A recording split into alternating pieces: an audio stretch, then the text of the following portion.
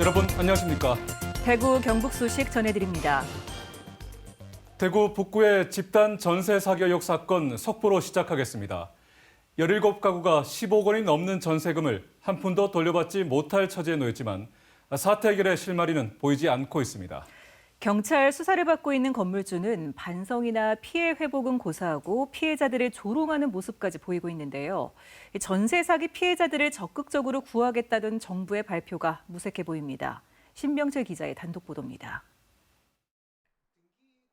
대구시 북구 침산동 도시형 생활주택의 17가구 세입자들은 전세금 15억 5천만 원을 한 푼도 돌려받을 수 없는 상황에 놓였습니다. 저희들은 이게 전 재산이나 마찬가지이기 때문에 전세금을 구제받는 게 이게 최우선이죠. 건물주는 집단 전세 사기 혐의로 경찰 수사를 받고 있지만 반성이나 피해 회복 노력은 보이지 않습니다. 오히려 방송국에 제보한 사람 때문에 더 큰 피해를 보게 됐다며 세입자 사이 갈등을 유도하고 분열시키려는 태도를 보이고 있습니다. 방금 다 차가 얘기했는데 이러고 그리 안 합니다. MBC 방송도 하겠다 보충하겠다. 이 보충은 이 문제가 아니고 빨리빨리 풀어가지고 최소한의 방법을 찾아가지고 적게 피해를. 건물주는 대구 모 신협에서 빌린 24억 원 이상의 대출금을 세입자들이 대신 갚고 소유권을 가져가는 방안을 신협 측과 협의를 했다고 주장합니다. 전세금과 대출금을 합한 집값은 전용 면적 84제곱미터 기준으로 2억 4천만 원에서 3억 2천만 원입니다. 하지만 한국자산관리공사가 공매를 위해 감정평가한 금액은 평균 2억 5천여만 원입니다. 통상적으로 여러 차례 유찰되는 것을 감안하면 세입자들이 실제로 살 수 있는 금액보다 수천만 원 더 비싸게 집을 사는 셈입니다. 이 캠코에서도 분명히 이 감정사무소에 할 때 공매가 진행될 거고 한 1회 2 유찰 정도를 감안하고 진행을 했기 때문에 이 가격 자체는 좀 뻥튀기 된 것 같다라고 이제 주변에 있는 감정평가사는 얘기를 하고 있죠. 전세 세입자가 당장 1억 원이 넘는 큰 돈을 구하기도 쉽지 않습니다. 아파트 분양을 받고 전세금으로 잔금을 준비하던 세입자는 더욱 난감한 상황에 놓였습니다. 건물주는 첫 보도가 나가자마자 피해자에게 사과는커녕 오히려 조롱하듯 전화하기도 했습니다. 근데 방송에 왜 야하게 나간다고? 그 신병철 그 기자한테 돈 안 줬나? 돈을 왜 줍니까? 근데 왜 야하게 나갔어 지금? 사기로 하고 계속 얘기해대시 건물주에게 거액을 대출한 신협은 첫 보도가 나간 다음 날인 지난 16일 명도 소송에 들어갈 테니 건물에서 나가달라는 내용 증명을 보냈습니다. 왜 우리의 입장을 안 봐주고 방송을 내보내냐 하면서 저희한테는 법대로 명도소송과 변호사 선임을 해서 명도소송을 진행할 테니 너희가 나갈 준비를 해라. 이렇게 저희한테 이야기를 하더라고요. 정부는 전세 사기 피해자들을 적극적으로 구하겠다고 발표했지만 전세 사기 피의자와 금융기관은 이간질에 명도 소송을 진행하며 피해자들을 2번 울리고 있습니다. MBC 뉴스 신병철입니다. 대구 동부경찰서는 이른바 깡통 전세로 세입자 17명에게 보증금 16억 원을 가로챈 혐의로 40대 임대인을 구속했습니다. 이 남성은 2020년 말 무자본 갭 투자 방식으로 대구 동구에 18세대짜리 다가구 주택을 산 뒤 선순위 보증금 현황을 속여 전세 계약을 한 것으로 조사됐습니다. 보증금은 주식 투자나 빚 갚는 데 쓰고 임차 보증금을 돌려막기식으로 임대차 계약을 지속해왔습니다. 개정 주택임대차보호법에 따르면 계약 때 임대인은 선순위 보증금과 확정일자 부여일 등의 정보와 납세 증명서를 임차인에게 의무적으로 제시해야 합니다. 경북대학교 인근의 이슬람 사원 건립을 둘러싼 갈등 끊이지 않고 있습니다. 대학 내부에선 이슬람 혐오에 반대하고 다양성을 존중해야 한다는 목소리가 커지고 있습니다. 하지만 사원 건립을 반대하는 주민들은 대규모 집회를 열기로 하는 등 갈등은 좀처럼 해결될 기미가 보이지 않고 있습니다. 변예주 기자가 취재했습니다. 경북대생 이슬람 혐오 반대한다. 이슬람 혐오 반대한다. 경북대 본관 앞에 비가 내리는 궂은 날씨에도 교수와 학생 30여 명이 모였습니다. 학교 안을 행진하며 다양한 인종과 종교가 공존하는 사회로 나아가자며 이슬람 혐오 반대를 외쳤습니다. 보시다시피 교수, 학생 등으로 이루어진 참가자들은 이슬람 차별 반대와 문화 다양성 인정을 외치며 학교 안을 행진했습니다. 경대인의 행진은 지난 4일 시작해 매주 월요일과 목요일 한 주에 2번 열리면서 문제의식 공감대는 확산하고 있습니다. 종교의 자유를 지킬 자유도 있을 뿐더러 사원을 짓는 것에서 법적으로 문제가 없는 걸로 알고 있는데 계속 불법이다, 이슬람 사람 무조건 나쁘다라는 근거 없는 이유만으로 반대하는 건 옳지 않다고 생각하고 있습니다. 학교 앞에 무슬림 아웃이라고 적힌 현수막이 여러 개 걸리면서 어떤 이유에서든 혐오는 용납할 수 없고 이슬람 사원공사는 최근 재개돼 다음 달쯤 마무리될 걸로 보입니다. 반대 주민들은 돼지머리를 가져다 놓는 등 계속 반발하고 있습니다. 북구청은 경북대학교 안으로 사원을 옮기자는 대안을 내기도 했지만 경북대는 다른 종교와의 형평성 문제로 난색을 보이고 있습니다. Muslim students community, they are constantly facing Islamophobic activities. It's very unfortunate to see like there is no official stance from our university in terms of protecting the Muslim researchers and students. 한편 오는 20일 이슬람 사원 건립을 반대하는 대구 대연동 국민주권 침해 범국민 대책위원회는 반월당 내거리에 모여 규탄 대회를 연 뒤 바비큐 잔치를 벌이기로 했습니다. 혐오 반대 목소리가 확산하고 있지만 이슬람 사원을 둘러싼 갈등은 좀처럼 쑥지지 않고 있습니다. MBC 뉴스 변예주입니다. 최근 경상북도가 경북 안전체험관 건립 후보지로 상주와 안동을 선정했죠.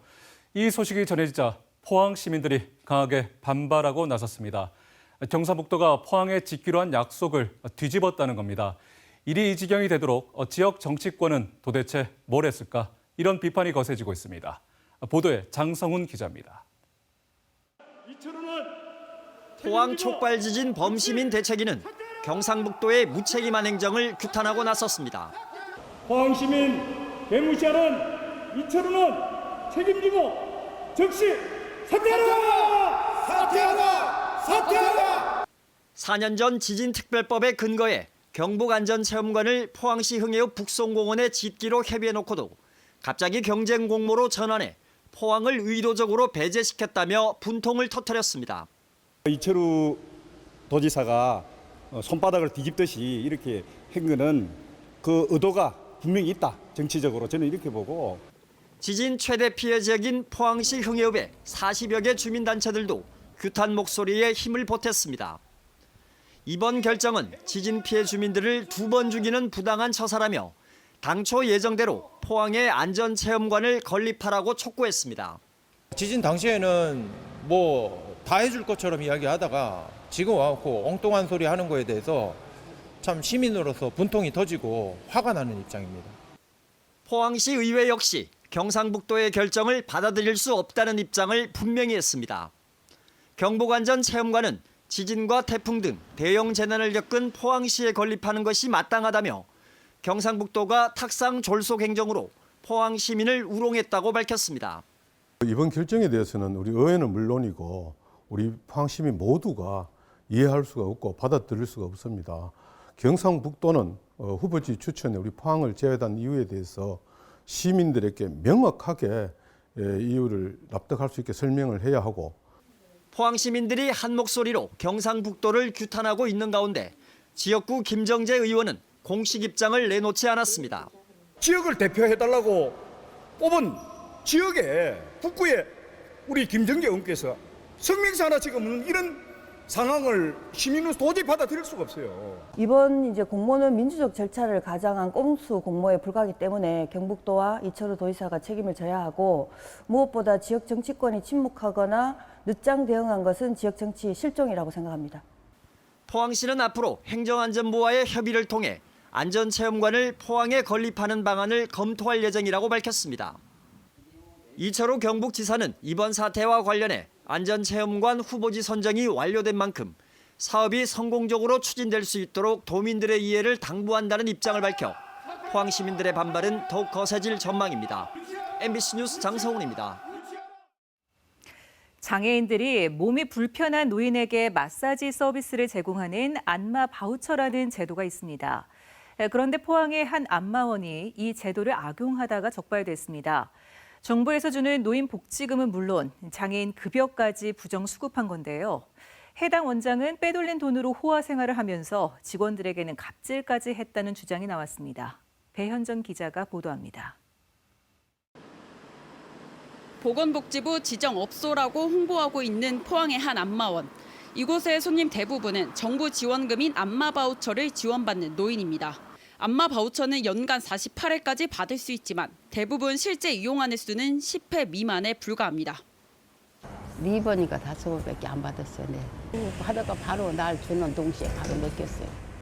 그런데 이 안마원은 노인들의 안마 바우처 카드를 보관하면서 실제로 하지 않은 서비스를 제공한 것처럼 횟수를 속여 행정기관에 거짓 신고했습니다. 1일에서 10일까지, 20일까지, 말일까지 이렇게 3등분해서 단말기에 이제 결제를 강압적으로 저희한테 시켰어요. 안마원을 이용한 노인은 작년에만 120여 명, 지난 3년간 허위 신고를 통해 정부 지원금 5억여 원을 부정수급한 것으로 추정됩니다. 심지어 안마원 원장은 서비스를 제공하는 시각장애인 안마사들의 급여도 제대로 지급하지 않았습니다. 원장이 시각장애인 안마사들에게 급여를 입금한 뒤 일정 금액을 다시 원장의 통장으로 재입금하도록 강요했고 일거리도 제대로 배정해주지 않았습니다. 한 달에 30만 원, 40만 원 이렇게 받아가고 그랬어요. 출근도 하루 이틀 일주일에 한 2번, 3번, 많이 하면 3번이고. 원장은 부정수급한 돈으로 주식 투자와 명품 구입 등 호화 생활을 하며 직원들에게는 갑질까지 일삼은 것으로 알려졌습니다. 주식을 상당한 주식을 했었거든요. 그 주식을 거의 주식에 빠져가지고 많이 있는 편이었고 동거인 남편도 딸의 이삿짐도 모든 거를 이제 요양병 계신 어머니 다까지. 포항시가 전면적인 감사에 나선 가운데 안마원 측은 부정수급 사실을 대부분 인정했습니다. MBC 뉴스 배현정입니다. 국내 유일의 글로벌 뮤지컬 축제인 제17회 대구 국제 뮤지컬 페스티벌이 내일 저녁 코오롱 야외 음악당에서 막을 올립니다. 화제를 모으는 세계적인 작품은 물론 공연장 안팎으로 다양한 부대 행사도 마련이 됐는데요. 딤프가 진행되는 18일 동안 뮤지컬의 향연에 빠져보시는 것도 좋을 것 같습니다. 이상원 기자입니다. 대구 오페라 하우스에서 개막작 9to5 리허설이 한창입니다. 올해 대구 국제 뮤지컬 페스티벌 최고의 기대작으로 평가받고 있습니다. 컨트리 음악 여왕으로 불리는 돌리 파튼의 대표곡으로 1980년 발표한 동명의 영화를 원작으로 한 이 작품은 2009년 발표돼 영국에서만 100만 명 이상이 관람했는데 우리나라에는 이번에 처음 공개됩니다. This is my second time in DIMF at the festival. The first time was 8 years ago in a show called Return to the Forbidden Planet. This time we're bringing 9to5, the Dolly Parton musical, and I just know the audiences are going to love it because everyone or anyone that likes to have a good time, anyone that likes to laugh, anyone that likes music, that they should come and watch and enjoy and just relax because it's escapism at its best.